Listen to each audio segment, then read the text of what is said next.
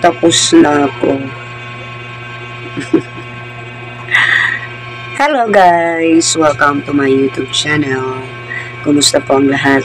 This is your Inday. Tapos na po akong mag-live sa Cha-Cha Dance Contest. Tapos na po akong mag-send sa mga winners sa panalo nila.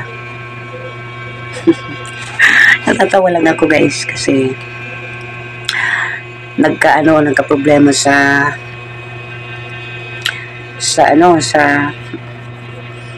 premyo.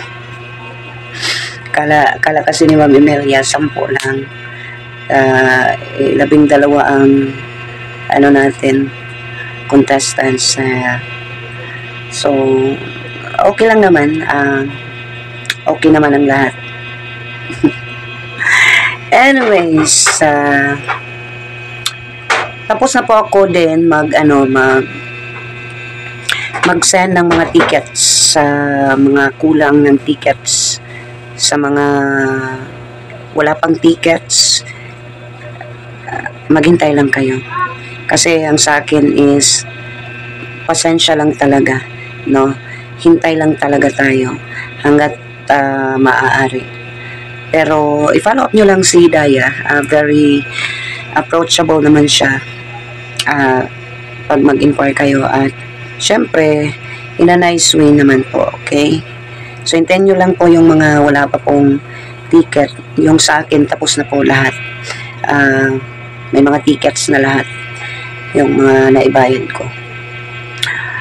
Ayan lang, so far tapos na ang Cha-Cha Dance Contest. It was a successful event at ako po ay nagpapasalamat pala sa 12 contestants na nag-effort po, as in binigyan ng time ang ating competition, no? Sa mga non-winners, better luck next time. Anyway, 500 pesos is malaki na. Ako nga, kung kasali ako doon, hangad ko ang panalo, pero joke lang. Pero yung 500 guys talaga is malaki na, diba?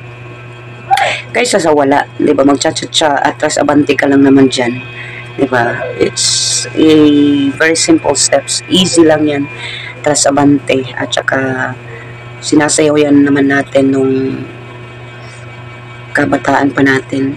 Even ngayon, sa mga barangay, no? Dati. Tapos na, ang hihintay na lang natin is ang Fans Day. Malapit na din, ilang days na lang. Today is 8. So meron na lang tayong 19 days na hinihintay bago po mag Fans Day. So uuwi na siguro yung mga OFW dyan na mag-a-attend ng Fans Day. Mag-ingat kayo sa inyong pag-uwi at kita-kits, no? See you when you see me. At announcement nga pala guys, sa mga hindi pa nakabayad pero may plano kasi nga hindi pa sapat ang kanilang pera, hanggang 20 pa po, okay? Hanggang 20 pa po ang deadline sa ating ticket, sa pagbayad. So 2,500 again, free food na yan. At again, si Daya lang ang tanging pagbabayaran natin, wala na pong iba. Just contact or DM kay Daya sa kanyang Facebook account, Daya Alcantara. Wala pong picture profile, pero malalaman nyo yan guys kasi may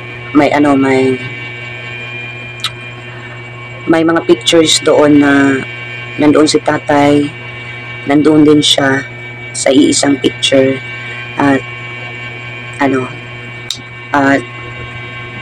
may picture siyang nakatoga. Ayan po si Daya. Hinyakin ako sa approach Tatay Jet.